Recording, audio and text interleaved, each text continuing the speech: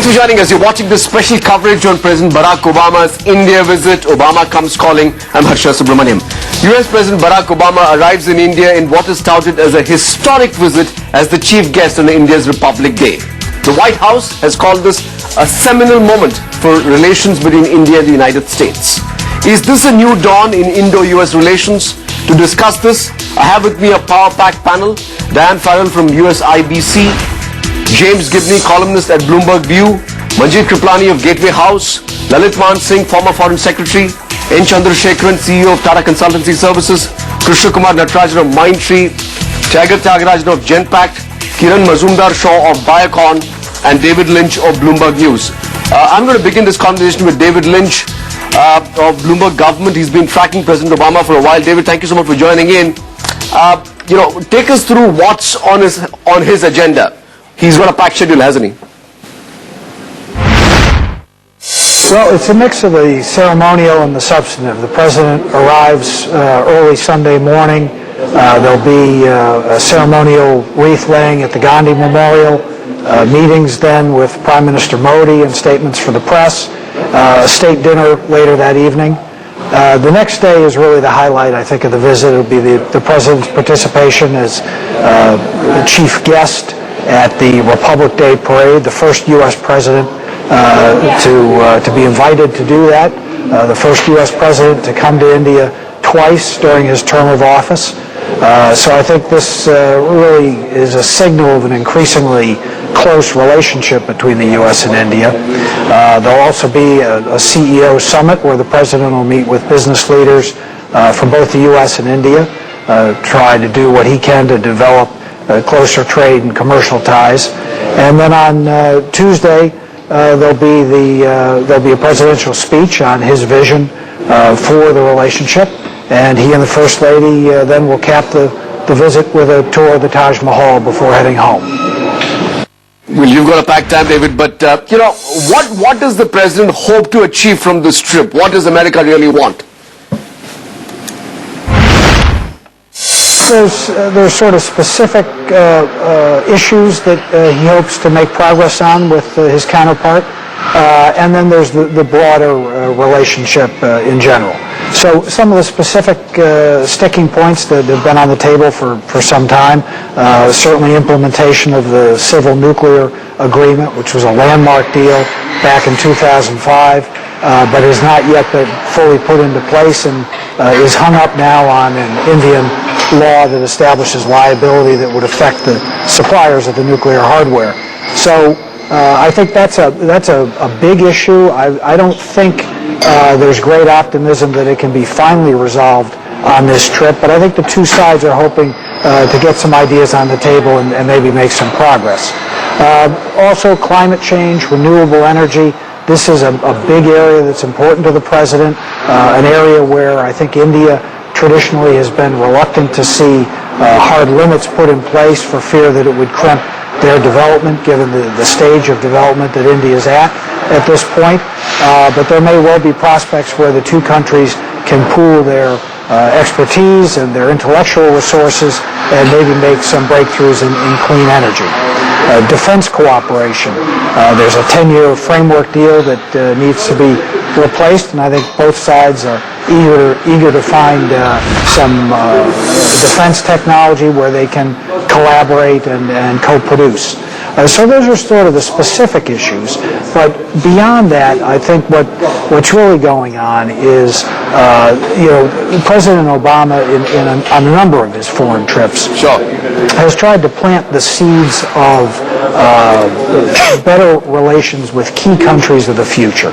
And certainly India is poised to be a major power, the third largest economy already in Asia. As soon as next year, if all goes well, as the Chinese growth rate begins to come down, India will be the fastest growing major economy. That's a big deal. India is going to play an increasingly important role both in terms of geopolitics and economics going forward.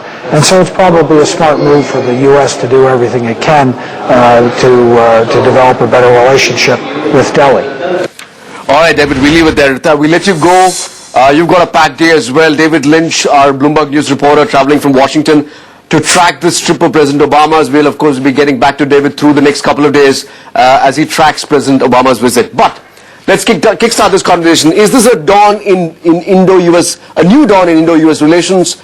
As I mentioned, I've got a power pack panel with me. Diane Farrell from USIBC, James Gibney from Bloomberg View, Manjeet Kriplani of Gateway House, Lalit Man Singh, former Foreign Secretary.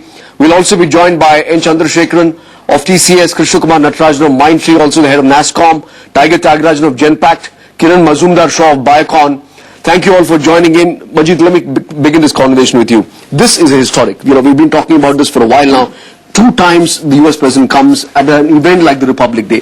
What does this mean? And does this signify our relationships getting closer?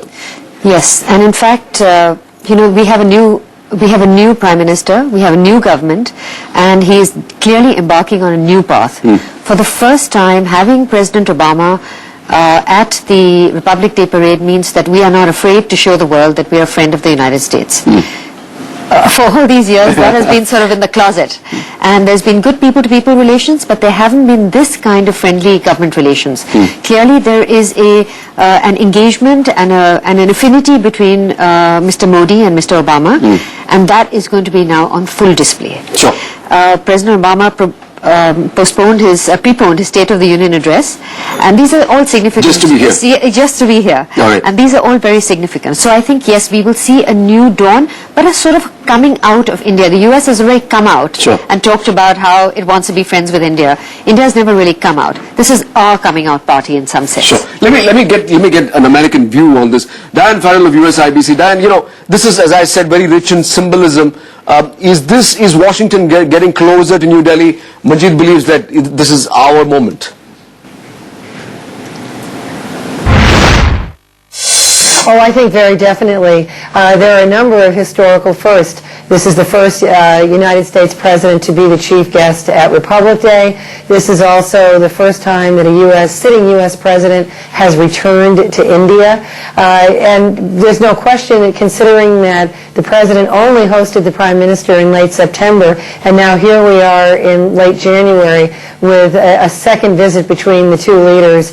Not only is it symbolic, I think it's actually a material expression of commitment to the relationship, both from a strategic standpoint, including national security issues, but also from a trade and commercial standpoint. James Gibney, is there material significance to these ties getting closer? Is Washington's relationship getting better with New Delhi?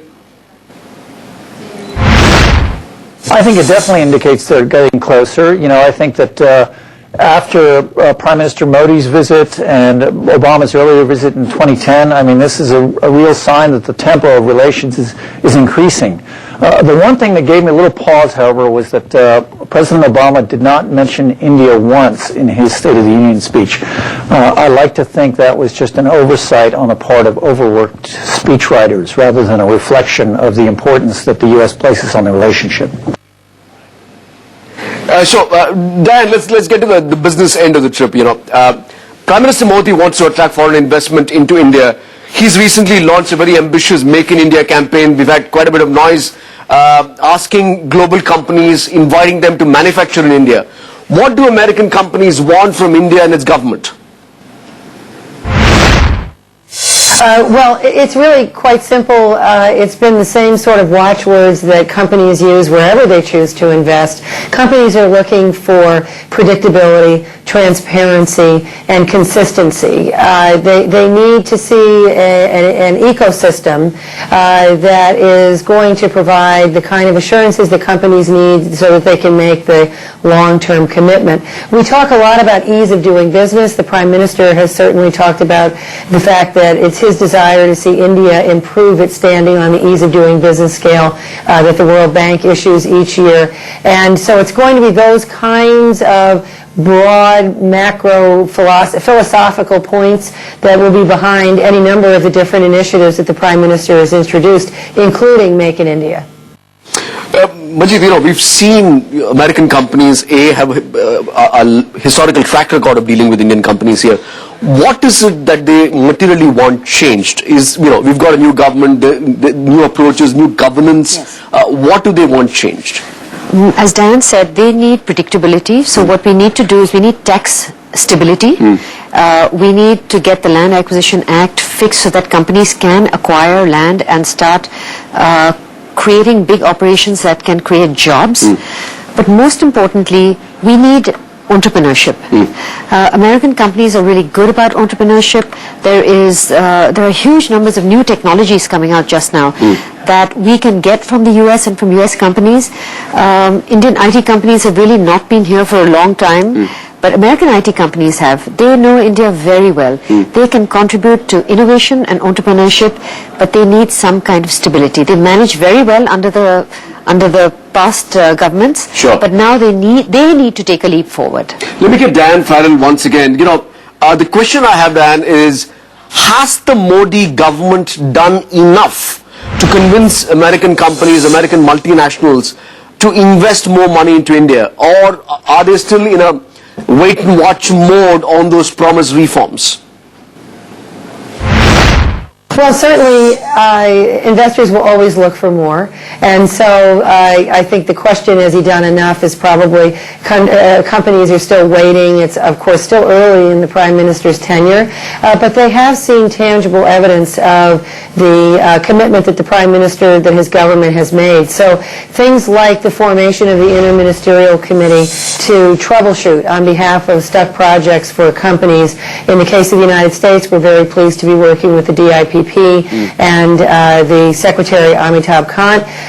Companies have already had meetings with the Secretary, with his staff, and the staff is doing the kind of follow-up on some of these troubleshooting problems that are actually resulting in resolution. Because in some cases, not every problem is as complex as requiring a parliamentary solution or, a major action taken by the government. Sometimes these are just help at various levels, whether it's permitting issues, whether it's a plant is up but there are traffic issues surrounding the plant.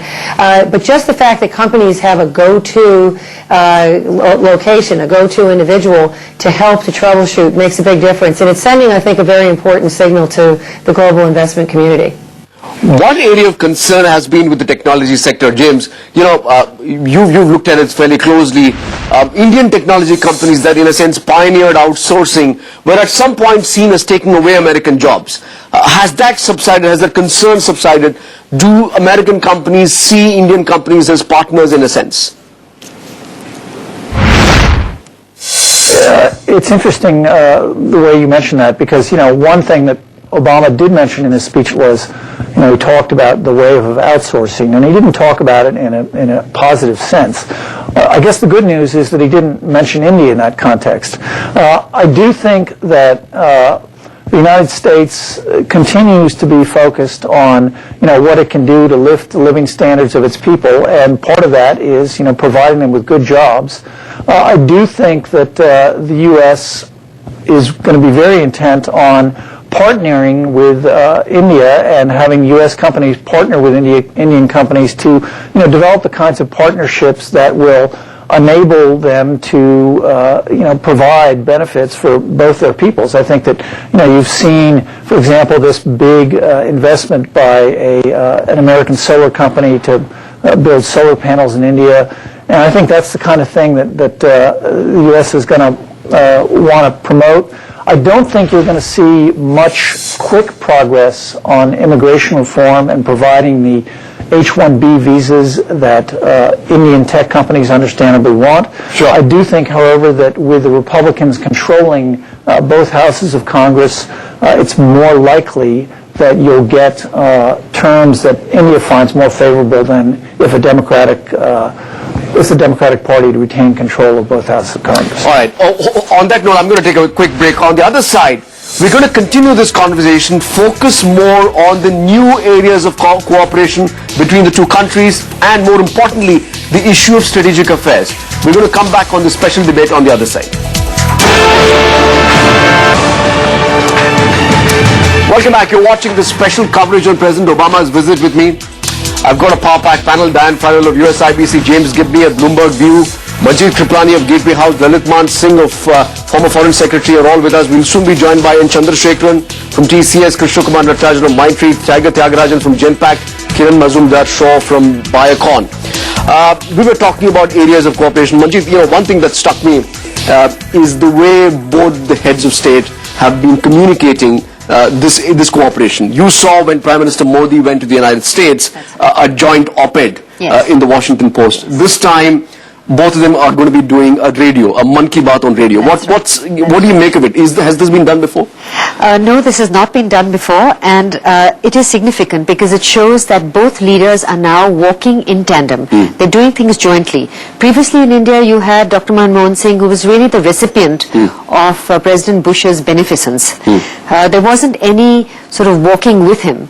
Now you've got two heads of state from two big democratic countries working together. I think we're going to see a lot of A, equality in the relationship, and B, both people taking joint responsibility for what needs to be done on global issues. And this is not restricted by traditional protocol, isn't it? I don't think so. I think they both approved it, and Mr. Modi, as you know, is an individual. He takes decisions on his own, and they become what needs to be done. I think that in some sense he is also pulling this relationship forward, only because he's a man in a hurry, and he's at the beginning of his term. Mr. Obama's at the end of his term. There's a lot that the two can learn from each other, and Mr. Modi can help President Obama leave a legacy. Sure. Let me talk about what American companies have been asking for, and then let me get you back into this conversation. We've heard from a couple of Indian business leaders that American companies are getting preferential treatment from the Modi government in clearing projects and so on. Has the USIBC and your clients, have you seen a significant improvement in government response in investment proposals? Are American companies getting priority? Do you see single window clearance taking place?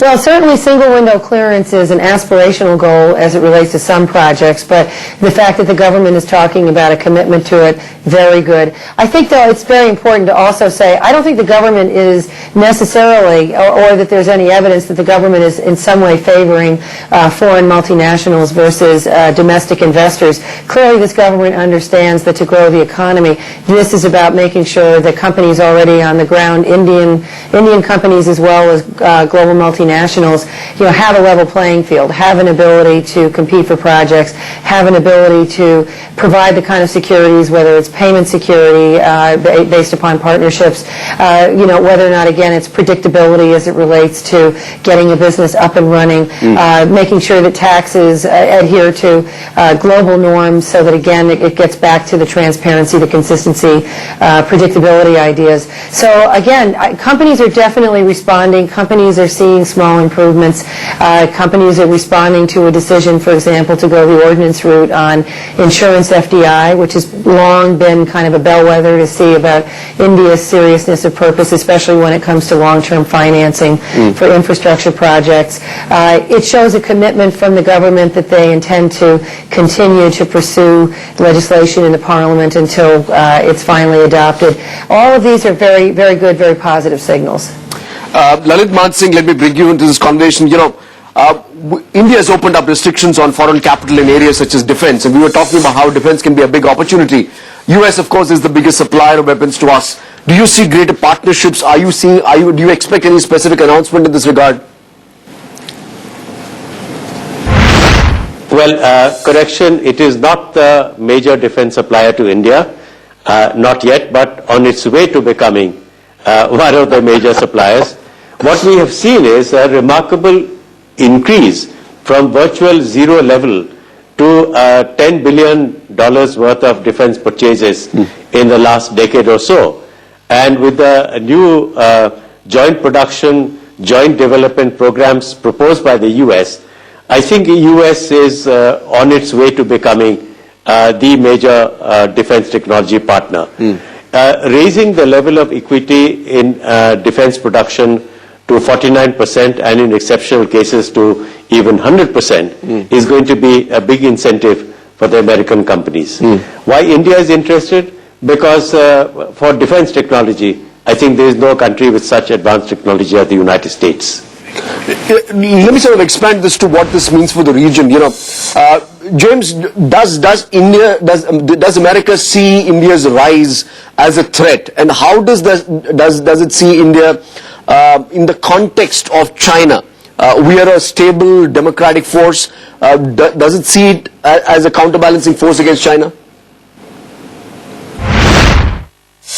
I don't think that the U.S. is focused so much on the rise of the Indian economy as a threat. I think that we've got our opportunity glasses on. I think U.S. businesses and U.S. policymakers really want to build up the economic relationship with India. They want to find ways that they can work together to overcome the obstacles that they've faced in the past, and they want to find ways to work together on issues that affect the economy and the environment, like climate change.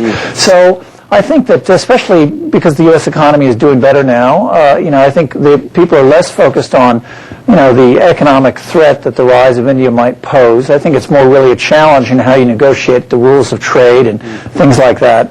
It's a much more positive view than that. As to balancing with China, I think again, the U.S. has to sort of keep both countries in its field of vision at all times, in the sense that the U.S. has a much bigger economic relationship with China than it has with India. It also has a huge strategic relationship in the Asia-Pacific region that depends on reaching some kind of cohabitation with China's growing aspirations. So, on the one hand, India and the U.S. are democracies. They share a strong interest in promoting their way of governance and also promoting their economies. But on the other hand, they can't afford to outright try to contain China. That wouldn't be a very propitious basis on which to move forward. This is a strategic relationship, all right, but Lalit Mansingh, place this in context for us. Does Washington see this in the context of Pakistan and China?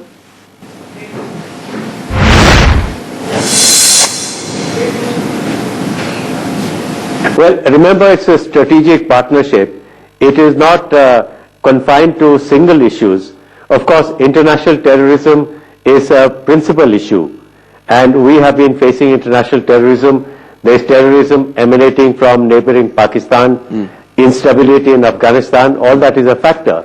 But don't forget that there are security threats in the Indian Ocean area, and therefore there is a common concern by both the countries on the totality of the security threats facing both countries in this entire region. Sure. This is Majid, this is about strategic affairs, and this is something that's constantly dialogues going on bilaterally as well. Yes. But areas of cooperation. We've spoken about what American companies want so far. What can be the new areas of cooperation? We were talking about solar, for instance, Yes. nuclear, defense. What else? Yes. I think the areas of climate change and energy are the big areas. You will see new technologies coming up. The US has to help India with giving them the technologies or helping them co-create the technologies that can work. Because India can be innovative. China has created solar panels, but I don't know whether they've innovated it as much as India can innovate. The technologies that India co-creates with the US, then will be applicable to other parts of the world which are like us. Africa has still to be brought into the global supply chain, into the business world. South America is doing a lot, but co-creating with the United States has to be done. The US can create for technologies it already has.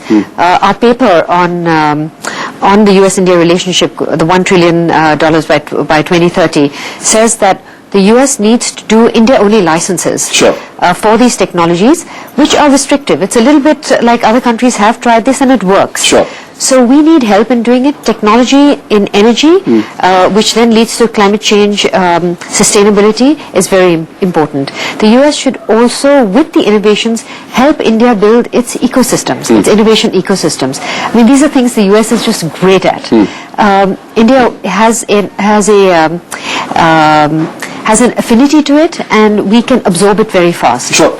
So basically, climate change is one big new area where energy will be perhaps thrust for this trip. Lalit, same question to you, Lalit Mansingh. Newer areas of cooperation, we've spoken about defense, but what can be achieved from this trip? Any specific areas that you're expecting an announcement on? Well, I think what Mr. Modi achieved during his trip in September to Washington was that he turned around the negative views of the US business community on India, which had been building up in the preceding 2 years. Now, having raised their level of confidence, he is now pushing for his major objectives here, which is to take India to higher rates of growth of, let's say, 8 to 10%.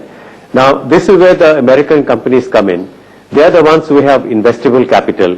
They are the ones who have high technology. So I take it that Mr. Modi will attract American interest in his pet projects like, Digital India, bullet trains, smart cities, cleaning of the Ganga and so on. A whole range of economic activity where we expect American companies to both invest and start production in. I am excluding the defense sector, which is also huge. Sure. Because that will largely be government to government. All right, let me take another break on that one. When we come back, we're going to continue this conversation, the significance of President Obama's visit. What does this mean for India? What does this mean for Indian businesses on the other side?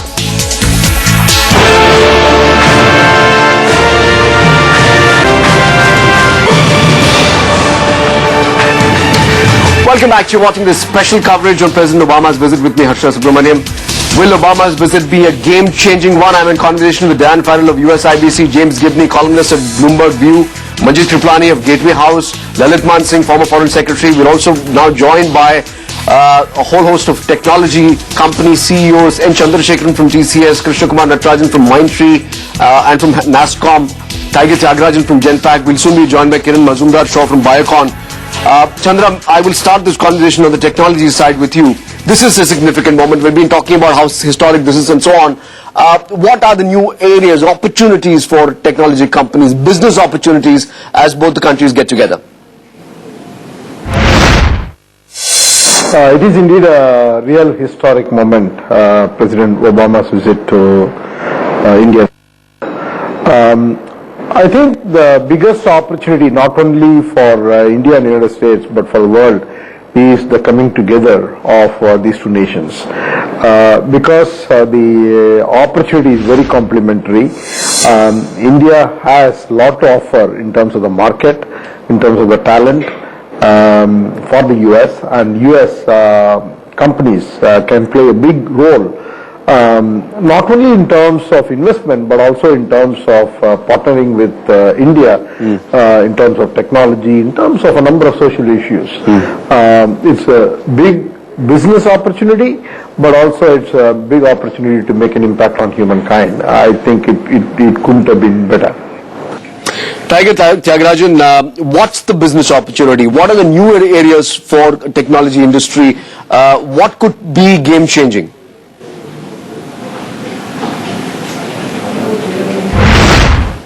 Thank you for talking to me on the topic.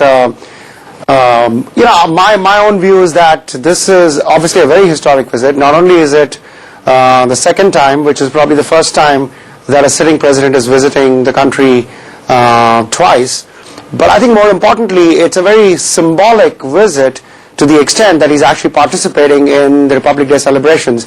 And as we all know, that is very symbolic. You know, when two heads of states get together and spend time like this together, it's less about what gets done in terms of specifics there. It's setting the stage for businesses, for companies, for the governments to subsequently, before and after, work together to cooperate on a bunch of topics. Chandra, do you see greater leeway in terms of transfer of talent? This has been an issue for the IT industry. As companies as nations start working with each other, do you think there will be relaxation on these visa hurdles and greater cooperation in these areas? See, I think, the movement of people on labor reforms is fundamental in every market in the world, and everywhere we feel that the right talent, the availability of the right talent at the right place is the fundamental factor to be able to get things done. So I am very positive that the labor reforms will happen in every market and the visa rules will get eased. So it's a necessary thing, and I'm pretty confident that that's the way the world is moving. Krishna Kumar Natarajan from Mindtree and NASSCOM also joins in on this conversation. KK, you know, the industry has been asking for this for a long time, right? What else can be a game changer? How long can we ask for access for people? There must be some other dimension to this relationship, isn't it? I think it's an incredibly exciting time, and in the State of the Union address, President Obama talked about the middle class economies. If in this visit he can identify a larger purpose of how both India and US can co-create, innovate together, to really innovate and deliver services to the middle class, and really help improve the way in which people live, then I think it becomes an incredibly exciting opportunity. I think the options out of it can translate into how do we really use alternate energy to improve the lives of people, how do you use new emerging technologies like digital to really deliver far better citizen services.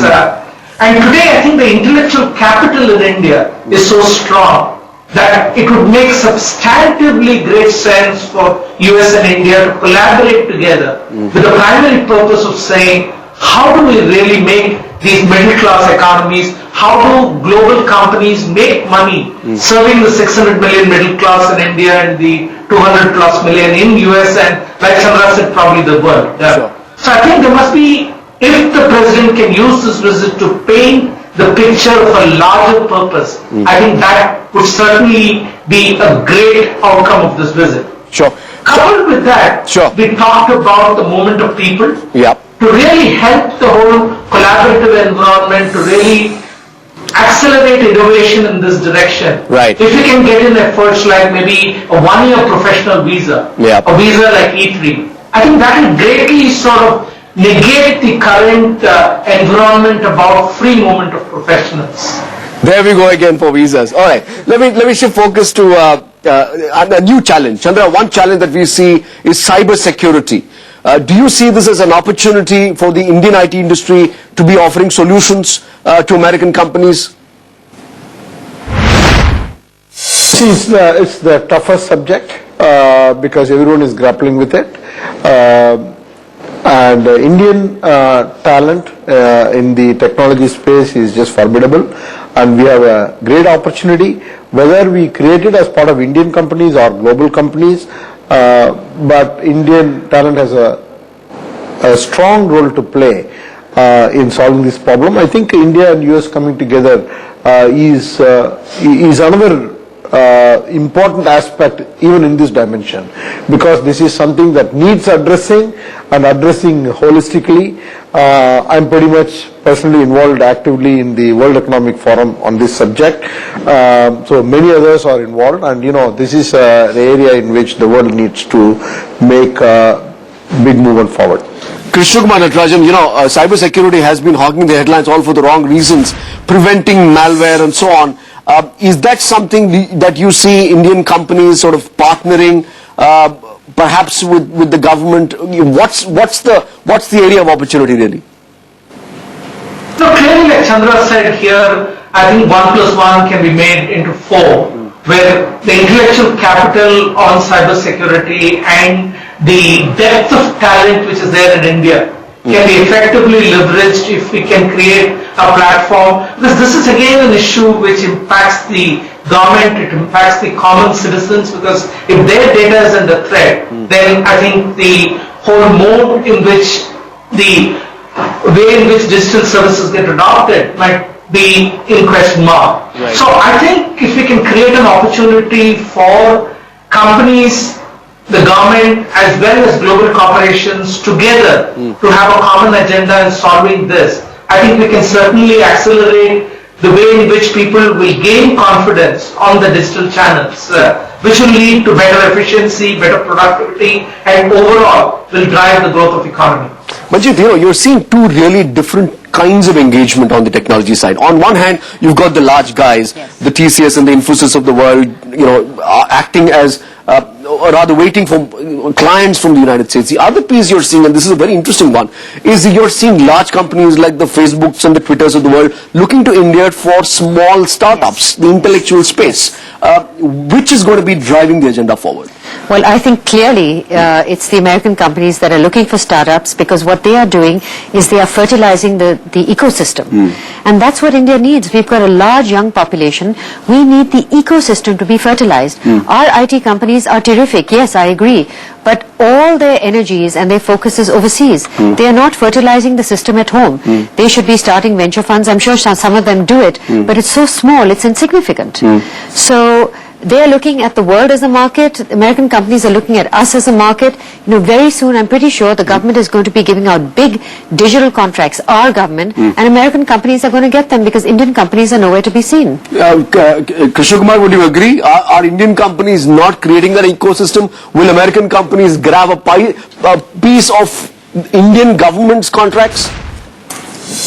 I won't agree with that, Harsha, because really if you see the type of work which Indian companies have delivered both in automation and think, be it the TCS work in passport or the Infosys work in the income tax processing or Wipro's work in the state employment insurance, I must say the complexity of the solution, the extent to which it has really got to the grassroots is far higher than probably what has happened elsewhere in developed countries. And I think many people who don't believe in the capability and the experience which Indian companies bring in are going to be in for a big surprise. I would think most Indian companies would do substantively better than the large multinationals. And today I think we're seeing it in the marketplace, not just in the globe. In India we're seeing it. Let me shift focus of this conversation, to company engagement. Chandra, Indian origin CEOs have enormous clout today in the global landscape. They'll run large multinational companies. Large companies like yours employ large number of Americans in their own corporations. Has the perception of Indian business changed among American companies? I would say that the Indian companies and American companies work incredibly well together. I think all the companies we work with, we are strategic partners with many of them, and there is a lot of respect mutually, and they admire what we bring to the table, and we admire their partnership and the way they look at the future. So I think this is a historic moment and many things are coming together. I am really happy for India, happy for the United States, happy for the world.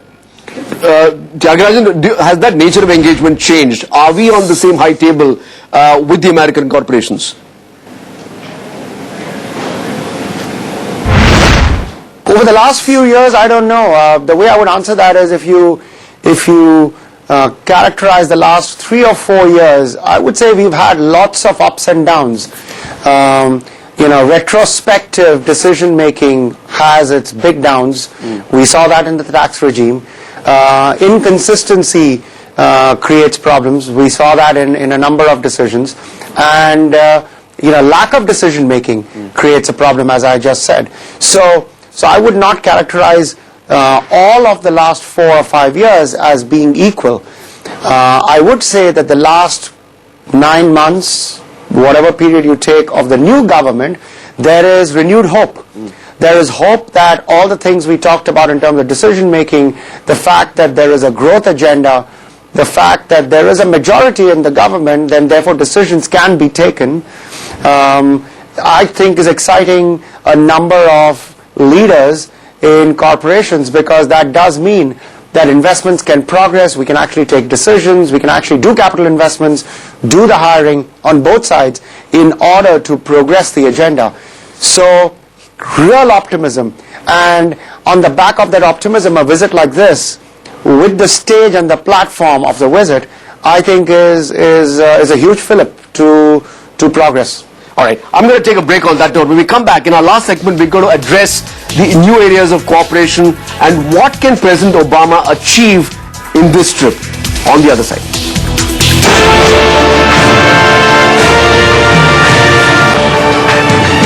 Welcome back. You're watching this special coverage on President Obama's visit with me, Harsha Subramaniam. I've got a power-packed panel with me. Will this visit be a game changer?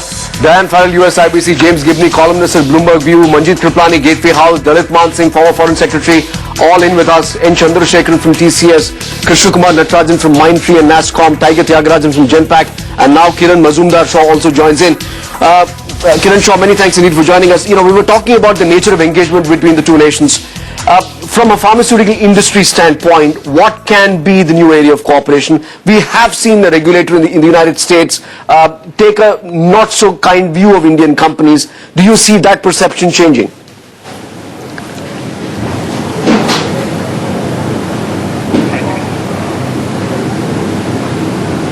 Well, I certainly think that this is an opportunity for us to correct a very wrong perception that the Indian pharmaceutical industry has unfortunately come under flak for.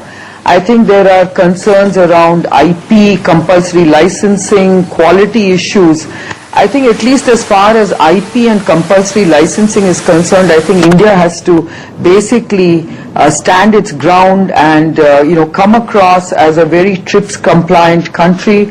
I think we must make sure that people know that we are not issuing frivolous compulsory licenses. I think we have to project the fact that we have a very strong and robust IP regime where we are not going to flaunt TRIPS legislation in the way it's being projected.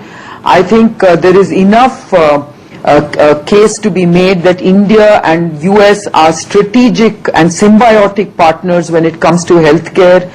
India is certainly a very integral part of the US healthcare system, where we enjoy a huge aspect of the whole generics industry and generics reliance that the US has, and so on and so forth. But I think going beyond that, I think there is a very large opportunity to play on the Innovate in India strategy that the Prime Minister Modi has talked about, and of course the Make in India agenda that Prime Minister Modi is so keen to really showcase to the world. And I think US certainly is a country that has taken advantage of both. I think research services is a growing segment in India, and I certainly believe that manufacturing also has been a very strong focus for US pharmaceutical companies. Sure. So I think in all of these areas, I think we make a very important proposition to the US. I think I would also like to say that this is a very unique point in time where both nations are seeing a huge surge in terms of economic revival. Right. And I think there are many opportunities for us to collaborate and partner. Right. Starting from renewable energy and other aspects which I'm sure other panelists must have covered. Sure. Krishna Kumar Natarajan, so far we were talking about what can Indian IT or IT industry or the pharmaceutical industry, for instance, get from the United States. What can IT do for America? What can we do for American government, for American companies, for their policies? See, clearly when we talk about Digital India and the emphasis which the Indian government is placing on that, I think there's a tremendous amount of depth and knowledge within Indian companies to really provide this back to the US government, where at the end of the day they meet their objectives of delivering citizenship services in a cost-effective and far more agile manner. So I think today that sort of technology, depth and capability is available within India, and this could be something which we could certainly take back. I think there are a number of other panelists have talked about how do we really innovate in some of the new and emerging areas, be it alternate energy, be it waste management, and clearly there are a lot of interesting startups doing leading edge work in these areas, and they're delivering solutions which are working in the most difficult environment at costs which are fractionally a cost of what it could cost in the US. So clearly in the whole vision which the President articulated in terms of how to improve the middle class economies and how to improve the lives of the middle class people, there can be many innovative solutions which are being developed by Indian companies which can be taken back to the US. Kiran Shaw, we were talking about this just a short while ago. We are now seeing a very different type of engagement. You are seeing large American technology companies engage with small startups in your backyard in Bangalore. Do you see that kind of engagement increasing?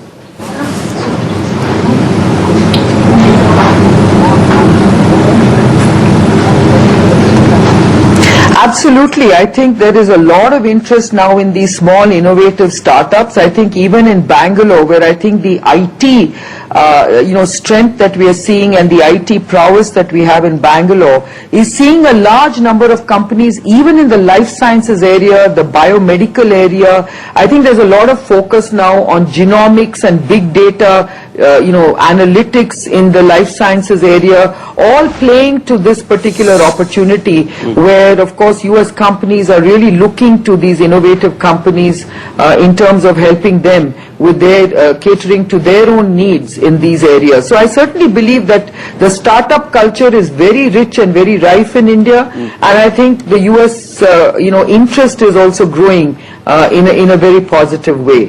And I think this alone will actually help us to establish this very innovative quotient that was latent all this time, but which can be unleashed through a much better kind of interest and partnership between the two countries. Many of these startups, by the way, are receiving a lot of venture capital from US VCs. So I think that also kind of plays to the strength of both these countries. Sure. Manjeet, every state or leader's visit like this has a certain hype. Even when Prime Minister Modi went to the United States, there was a lot of hype about it. But despite all the hype, you did see some concrete business take place. The WTO negotiations, for instance. There is obviously enough hype here as well. What can be concrete business this trip? Well, I think, as we mentioned before, issues of climate change and energy, absolutely. President Obama will take concrete... You see a deal happening? Yeah, I think that he is going to look for something because he is in the last 2 years of his presidency. He wants to leave a legacy. Clearly, he's done a deal with China. He will want to do something with India. And in terms of energy, he also wants to create a friendship in this part of the world that is really critical for the US. We look at great power plays, etc., etc. We need a friend. We need a powerful friend. And we should be ready to do deals, and we have to implement it. So yes, energy and climate change, absolutely, I think we'll see something. Defense, we will. But if we can start with innovation and co-creation of it, I think that will be helpful. In turn, Indian companies must also leverage their strength in the United States. They're all there. They're plugged into the guts of corporate America. They're trusted. Indian companies too must start investing in the US ecosystem and bring those ideas back home and within their own systems. Sure. Last round of questioning. Lalit Mansingh, let me get you back in. Both President Obama and Prime Minister Modi are grassroots leaders, huge followings and so on. How much of this partnership is really based on the chemistry between these two leaders? Because both are, in a sense, going through complete uncharted territory of creating relationship between these two countries. Well, yes and no. They come from similar backgrounds, from humble backgrounds, and certainly the chemistry has worked very well with the two of them. But let's not forget, this is not about the relationship between two individuals. It is between two nations, two states. Barack Obama is going to complete his term in 2 years' time. Mr. Modi plans to stay here for at least 10 years. So we are looking beyond the personal relationships, and we are looking at a strengthening of state-to-state, government-to-government, people-to-people relations. All right. On that note, all of you, many thanks indeed for joining us on this special edition. James Gibney, Manjeet Kriplani, Tiger Tyagarajan, N. Chandrasekharan, Krishna Kumar Natarajan, Diane Farrell, Lalit Mansingh and Kiran Mazumdar-Shaw. Many thanks indeed for joining us on this special debate on President Obama's visit. We'll of course be keeping a closer eye on the trip for the next couple of days, getting you special discussions and of course telling you what the significance of all of this is. If you have been, thank you so much for watching.